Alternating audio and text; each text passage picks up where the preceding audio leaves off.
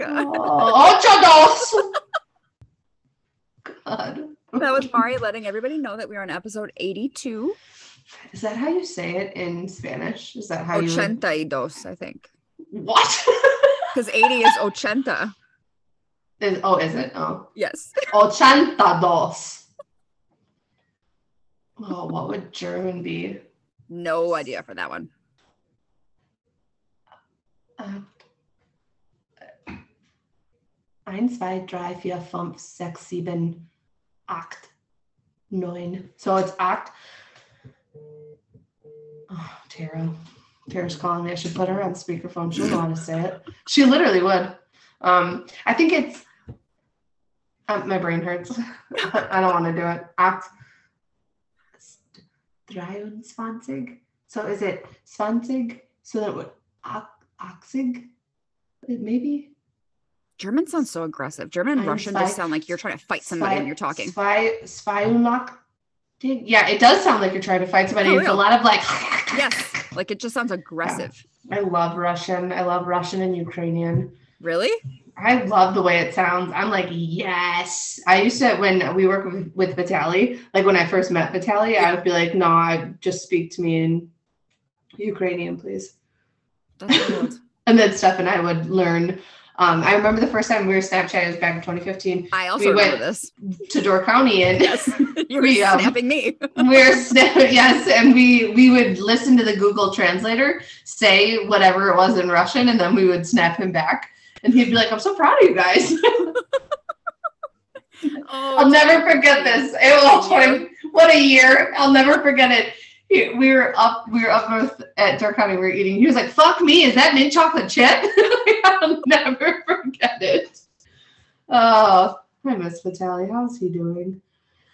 Despite meeting, and literally, it's like our 8-year friendship anniversary this month. Is it really? It is. It's November. Yes. It is. And then we became best friends by like January when we went to the movies for the first time together.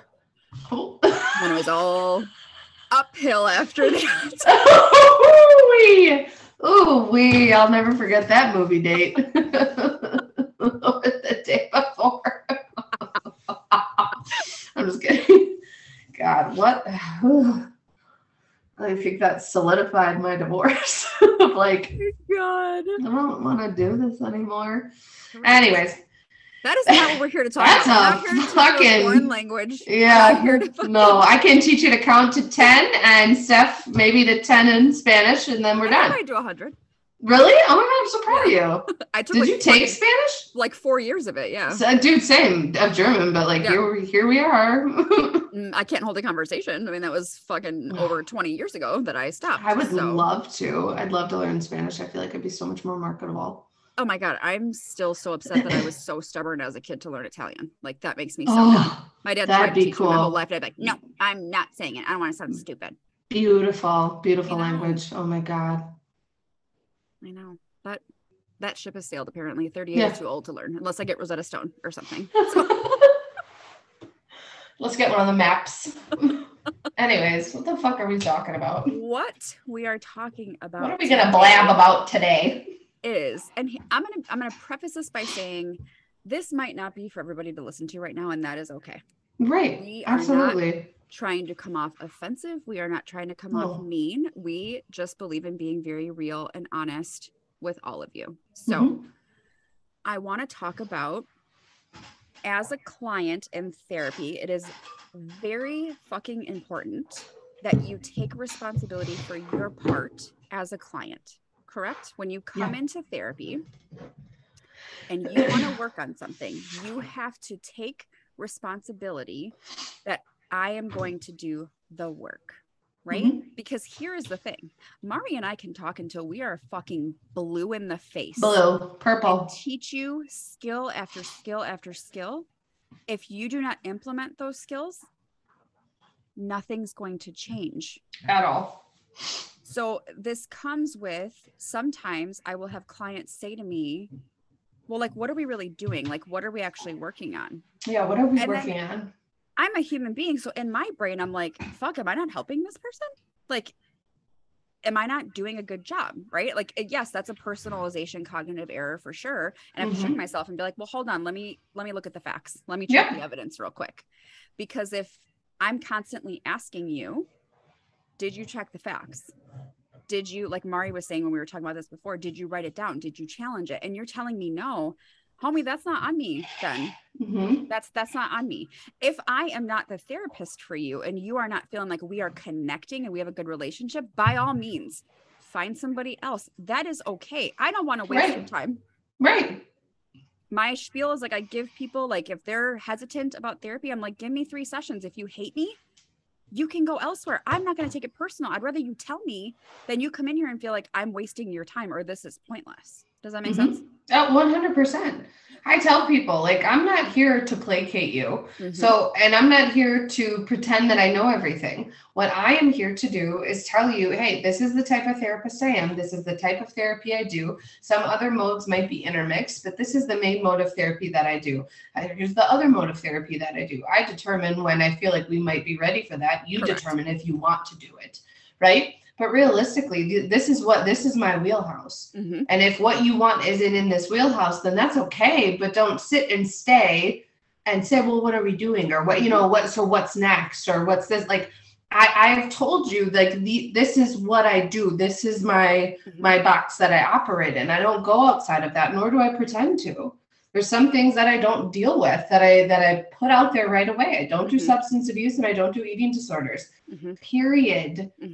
That's not within my wheelhouse. And I'm not, it doesn't make me a bad therapist to say that. And it doesn't make you a bad client. You a therapist to admit I don't treat everything. We're not right. And it makes you a strong client to be able to say, hey, I don't think this relationship is effective anymore. I'm going to try someone else. That's okay. That's so within your ability and power to do.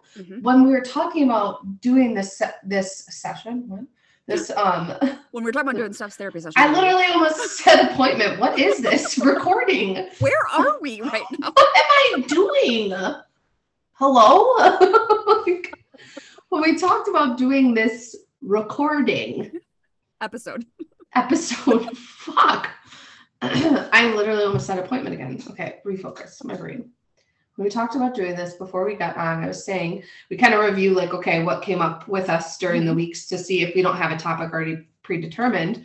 And so a lot of the things that I was talking about, I had a lot of EMDR people, which it's not really something I'm going to talk about on the podcast, but discussing some of the other sessions I had were, some newer people, which again, it's just kind of laying the foundation, the groundwork of what we're doing. And then some of my other people, a lot of my discussion back to them was, did you write that down and challenge it? This is after the fact that they've learned cognitive errors. They don't just do that to random people. So we talk about it like, hey, with this thought, what are some of the thoughts that were coming up in your head? Oh, okay, well, I'm a failure. I'm not doing enough. I should have done blah, blah, blah. Did you write those down and challenge it? And so a lot of the time I get back, I challenged it. I challenged it. And, I knew that that wasn't really what was going on. And I said, okay, well, what's your reworked thought? And they were like, what? And I'm like, well, if you challenged it, what's your reworked thought? Because just looking at, I'm a failure. No, you're not. No, you're not. You're not a failure. You've done so many things in your life. You're not a failure. Your unconscious brain isn't picking up what you're putting down because you're not giving it tangible proof. You're just using words. You're just saying things. Correct. Your unconscious mind needs from your conscious mind to hear and see what is the tangible proof, right? What is really going on? Because that doesn't make sense. The same way when people are like, well, I don't like doing affirmations. It feels cheesy. It feels cheesy because your unconscious mind is so used to seeing the behavior of you treating yourself poorly. It needs to see and hear and experience you treating yourself positively, you high-fiving yourself in the mirror, you saying, hey, you're fucking great. It needs that repetition. If you're not doing that, which you're not going to believe in the beginning because your conscious mind is like, you just said you hated yourself. Why are you going to high five yourself? Your unconscious mind needs to hear, see, feel, eat, sleep, breathe that. It needs it. So when people go through that, I'm like, did you write it down though? Because that automatic flip, I tell them, your reworked thought will never be an automatic flip. It won't be an action statement, and it's not going to be a about somebody else. Mm-hmm. An automatic flip would be, well, I'm a failure. I'm not a failure. I'm super successful. I'm the best. Yes. Or an action statement. I will love myself. Correct. Your unconscious mind is like, but we're not there yet. So I'm not going to believe that. Like, that doesn't make any sense. Mm-hmm. It needs to see that either you're behaving as such and or tangible evidence proof that you're either trying to move away from that or trying to get away from that by having a reworked thought that's more focused on what's within your control right now. So when I say, did you write it down? Did you challenge it? If you don't off the bat have, here's my reworked thought, this is what I came up with, and putting that in practice, then your brain is going to railroad over you. It doesn't agree with you. Mm-hmm. I just had this thought when we were discussing this, and I have a couple examples where people have said to me, like, well, I don't feel like I'm making progress, or I feel like we talk about the same thing over and over again. So as a therapist, I like to have people feel like there is a semblance of control for them, because being in therapy can feel out of control because it's a very vulnerable situation. Mm-hmm. So if you come in and choose to talk about the same thing over and over again, to me, you're telling me I need to process through this because you are actively bringing it up. If that is not the case and you're frustrated with the fact that we keep talking about the same stuff, you need to own that. Okay, then I'll stop bringing it up. I can't read your mind. No, and also how dismissive would it be for you to be like, you talk about this a lot. Exactly.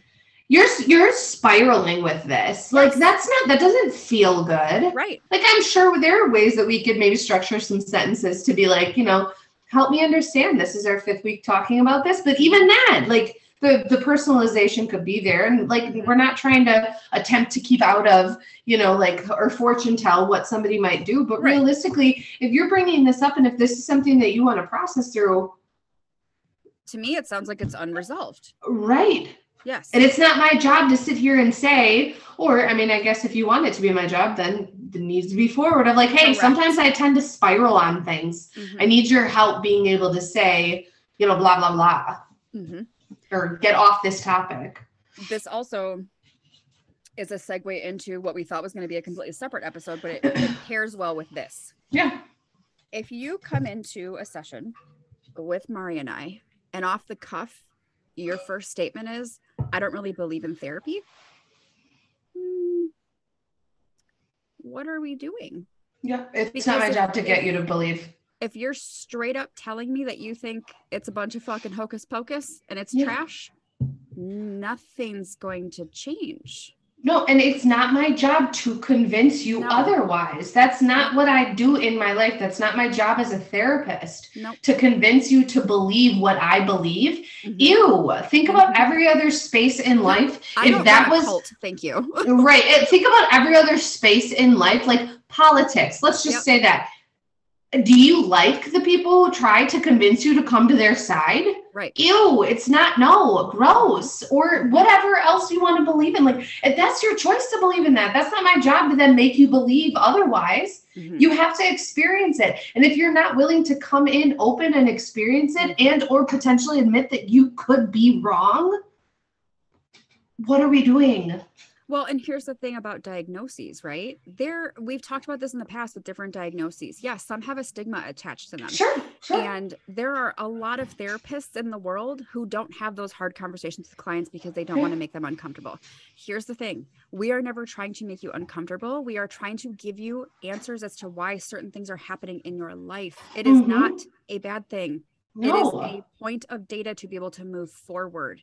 But if we're not openly talking about these things, it's not going to feel fulfilling. It might feel like we're just walking in circles. And what is the point of this? What are we doing? Right. Mm-hmm. But I just want people to understand that while yes, we are the professionals, we have the knowledge, we have the tools, it is still your responsibility to take control over what you want to work on. That's why, and I know you do this too, but we ask clients, what do you want to work on? I'm not about to sit here and tell you what you need to change, because you're gonna be like, you can fuck off. I'm not changing that. Exactly. And then what are we doing? Well, it is not my job to tell you what you need to change in your life. I don't live your life. Correct. I don't live your life day in, day out. I see you for 1 hour a week, if that. Yep. So I'm asking you, what are you struggling with? What do you think that you need help with? How can I be of assistance to you? That's what I'm asking. Think about this situation. Take therapy out of it. Think about this situation with the doctor. You are 400 pounds and you are sick. Are you going to go to the doctor and say, well, I don't really believe in medicine? Right. The doctor is going to be like, okay, then leave. Like, I can't force you to ask you to come here. Yeah. I can't force you to take medication. Yep. And if the doctor's like, well, the charts are saying, science says you're morbidly obese and we need to get some work on. Here are some of the things that you need to do. You go home, you do none of them. You come back and you're like, why am I 420 pounds now? And the doctor's like, did you do any of the things that I told you to do? Like watching what you're eating, maybe drinking some more water, trying to move just a little bit in the beginning. And then eventually we can revisit, like, was any of that accomplished? No. Well, what do you want me to do then?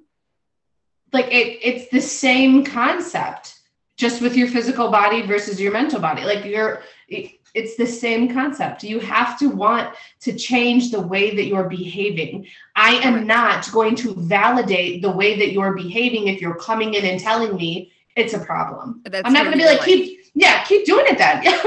What's the problem? Like, keep drinking. You don't have a problem. You just got like 4 OWIs and you got arrested and you're bankrupt now because you had to second mortgage your house. Keep drinking. It's working for you. Like, that's not that we wouldn't do that. No. And sometimes checking the facts looks like listening to loved ones that you trust when they are trying to give you feedback of like, hey, this behavior is affecting our marriage. Hey, this behavior is affecting our kids.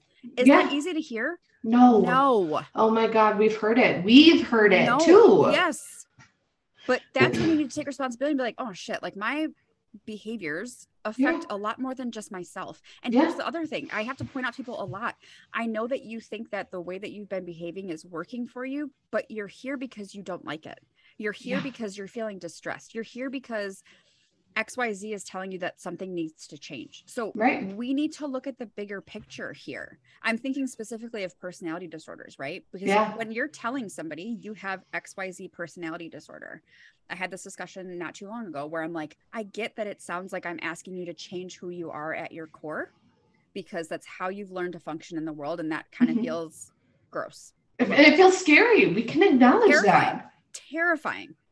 But at the same time, you are telling me that the things that you are doing are miserable. And you don't like how things feel. So what are we doing? Why are we continuing with those things? There's an aspect of denial in there too of like, it's not that bad though. Okay.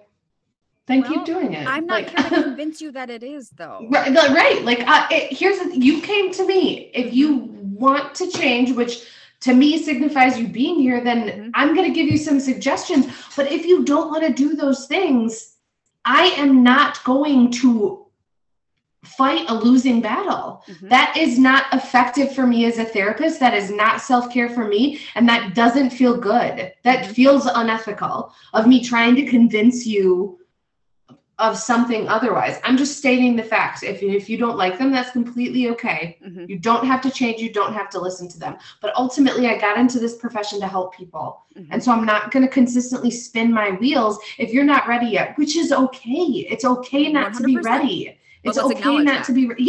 Yes, please. Looking back at being, for you, a baby therapist at Rogers, right? Because by the time you got there, I'd already been there for 4 years. So yes, I was a baby therapist at one point. But looking back at being a baby therapist, do you feel like your ability to not personalize somebody's progress has changed? Oh, 1000%. Yeah.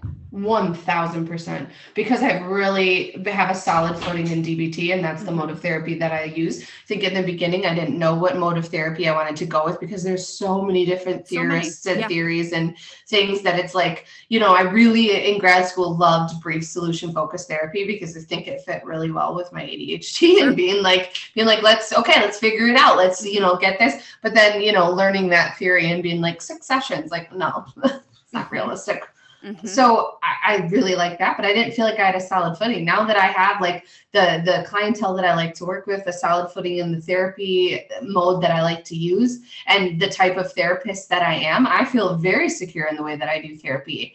And if it doesn't work for you, that's completely okay, because I am one of a fucking baker's million. Okay, there are thousands of therapists out there. They're inundated right now. There's a shortage, which I completely understand isn't easy to be on a waiting list. But if the way that I'm doing therapy doesn't work for you, then it makes absolutely no sense in my mind for you to continuously try to come see me. Because I'm not going to change my style of therapy for you the same way you wouldn't go to an oncologist and ask them to be your GI doctor. That's not how this works. Correct. And I will say, I have had at the hospital that we worked at very supportive supervisors. I did 100%. Yeah. But I will also say that I feel like it was not taught to us enough that somebody's progress is not based on us, because it was all the responsibility was put on us constantly. So constantly. It was, how could we not personalize if somebody was not successfully discharging, that it wasn't our fault? Yeah. Now, why don't they have outpatient appointments? Why aren't they discharging? Why are they staying? Why do you think they need to stay? Why aren't they going to school? Like, I am one aspect of the team that goes into getting this person to a healthier state. They also are part of that team and pretty much the driver. So I think what was hard too is that we worked with teenagers. So it was very different. Teenagers don't have a whole lot of control in their life. And there are several other people in their life that make decisions for them. And it made it very difficult. Whereas now, working with primarily adults, you are responsible for yourself, I would hope, and making decisions for yourself and doing things for yourself. So at the end of the day, the message is not to shame anybody who hasn't been successful in therapy by any means. I just want you to take a step back and be like, what is in my control though? What do I need to be doing? What have they told me that I'm just not fucking doing? Yeah. And examine the relationship that you have with your therapist. It could be that you feel unsuccessful because you have been, because that isn't the person that you should be working with. Correct. And that's okay. It's completely okay. Like, I'm not going to continuously go see a foot specialist when my stomach hurts. Yes. Like, there's so many different therapists out there that have so many different specialties that one person, while you may really like that person, completely understand, they may not be the most effective therapist for you. And that's okay. Or flip side of the coin, you may not be ready yet. And that's completely okay too. But don't stay coming and saying, well, what are we doing here? Like, I don't agree with that, or I don't agree with this diagnosis, which it's okay not to agree. But then if I'm giving you the symptomology of the diagnosis that this is what I govern myself with, and every other therapist does too, and you fit it, I don't know what to say. I'm not going to change my mind because that's what fits. And there have been times I've had clients get second opinions. Sure. And then my diagnosis is validated. And I'm like, yes. Inside, I'm like, I told you, like, I'm not ever going to knock somebody for getting a second opinion. No. Oh my God, please. Though, I'll be honest though. Sometimes if I'm in a mood, I'm kind of like offended, where I'm like, you don't think I know what I'm talking about? Sometimes it can feel like that, but I think that you and I are very good at taking a step back and understanding. I'm not going to personalize that, because I'm not going to sit here and say that I don't know what the fuck I'm doing. Somebody can get a second opinion, absolutely can. And usually it's driven out of like fear of the unknown, which I get. Don't settle. Go get another opinion.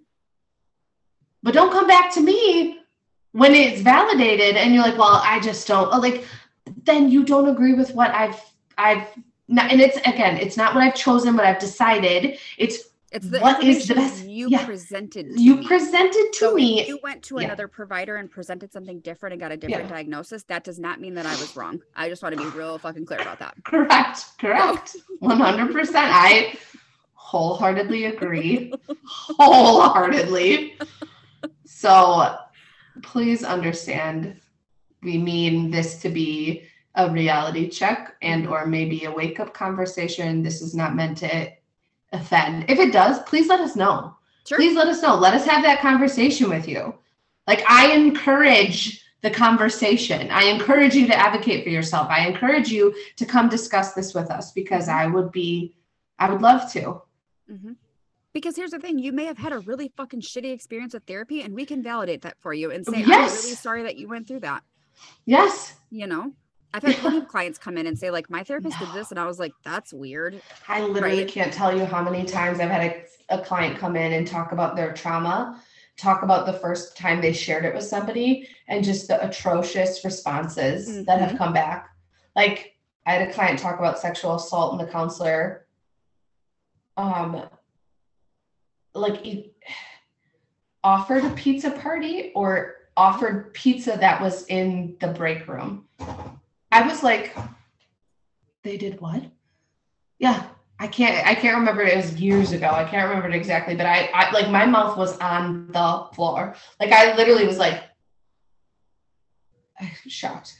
Like, trauma is your thing. My thing is working with like LGBTQIA and like sexual disorders. Like, like one of my favorite things to do. And the amount of people that have been shamed for those things, or told, oh, I don't work with people like you. You can't say things like that. What the fuck does that even mean? What's wrong with you? Like, you don't work with humans? Like, I don't. Right. It's you don't work with people who have relationships? Like, I don't, what does that mean? Yes. Work with people who are having a human experience? I don't. So when people tell me, like, this is the longest therapy relationship I've had with somebody because no other therapist has like accepted what I'm struggling with, like, that means a lot to me. That I feel proud for that. Because I make people feel safe. That's why I got into this job. I wanted people to not feel alone. I wanted to hold space for those people. I wanted to give them healthier coping skills. Sometimes it works, sometimes it doesn't. And to have a place that they can openly talk about something that maybe they never talked about before with anybody in their life. You know? But what I'm not going to do is internalize when somebody's like, what are we doing? I don't know. What are we doing? I'm so glad you brought that up. Sometimes. I literally am like, I am so glad you brought that up. Let's talk. I am so glad you brought that to our attention. Sometimes I wait for that shoe in. I live for it. I have to have very blunt conversations of what have you changed? Right? Like, what are you doing to change some of these circumstances? And it's not a quote unquote victim blaming situation. It's, I want you to take ownership of what you are not doing. I don't live with you, bro. I'm not in your head. No. If you're telling me that you feel like shit and I'm asking what you've changed, and you tell me that I'm still eating a pack of cookies, smoking 3 blunts a day, and I am not showing up at work, we're going to have a very real conversation about, like, so do you remember the coping skills we talked about? So I'm just going to go out on a limb here. I don't really see that as coping, because none of that is making you feel better. No, if you're in a relationship and you're constantly fighting and you're being passive aggressive, sending snarky text messages or ignoring your partner, and you're mad that they're not communicating, what communication skills have you practiced? None? Yeah. Okay, well, I don't know what you thought was going to change. Yeah, 1000%. We still love you guys, all of you. Well, so much. All of you. Literally, I do. I know. That's why I became a therapist. I love it. I want to help. And when you're ready, we're fucking here. But if you're not ready, that's okay. Yep. But don't go into some therapist's office and be like, what are you doing? You're like, I don't believe in this. Then don't come, honey. Then babes. Research online. That's what you want. Read books. I don't listen to other podcasts. I don't know. Yeah, right. You know? There are so many other things that you could do too. Therapy isn't the only thing. There's so many other ways to holistically heal. Try something else. Yoga, mindfulness, breath work, Reiki. So many other things that you could do out there. And if it's science-based, then go to your primary and have some conversations. Can almost guarantee they're going to tell you to come to a therapist, but hey, hear it from the horse's mouth. Is that the saying? I don't really know what that saying means. Whatever. Anyways, we love you guys. You can find Steph at The Spooky Therapist. You can find me at BEA_XO11. You can find us at Rewriting Her Story Podcast. You can find us or email us. Well, YouTube, find us at Rewriting Her Story Podcast as well. Email us, rewritingherstorypodcast@gmail.com. Questions, concerns, or comments, frustrations if you have some from this episode. I'm completely ready for it. Okay. Other than that, until next time, you guys. Bye.